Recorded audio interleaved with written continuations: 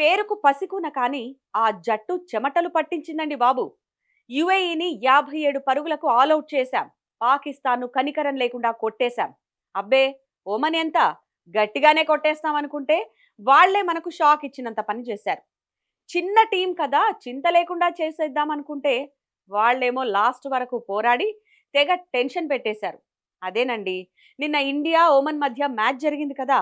మన వాళ్ళు టాస్ గెలిచి ఫస్ట్ బ్యాటింగ్ తీసుకున్నారు. దీంతో భారీ స్కోర్ ఖాయమనుకుంటే కష్టపడి 189 పరుగులు చేశారు. అది కూడా 8 వికెట్లు కోల్పోయి.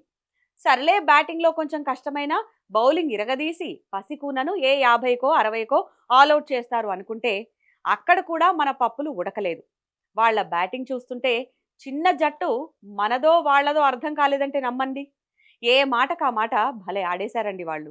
ఎక్కడా తగ్గకుండా ఆపోజిట్ టీం ఎవరైతే మాకేంటి అన్న తరహాలో వాళ్ళు ఆడిన ఆట చూస్తుంటే టార్గెట్ చేస్తారేమోనని కొంత భయమేసినా చివరి వరకు వాళ్ళ తడబాటే మనల్ని గెలిపించింది. కేవలం 4 వికెట్లు కోల్పోయి 167 పరుగులు చేసి జస్ట్ 21 పరుగుల తేడాతో ఓడిపోయారు. మ్యాచ్ ఓడిపోయారన్న మాటే కానీ మనసులు గెలిచేశారండి. వీళ్లను చూసైనా సిగ్గు తెచ్చుకోండి, ఆటంటే ఇది అని మన దాయాది లాంటి టీంకు, అదే పాకిస్తాన్కు ఏమైనా చెప్పాలని అనిపిస్తుందా? మీ ఇష్టం, చెప్పేసుకోండి.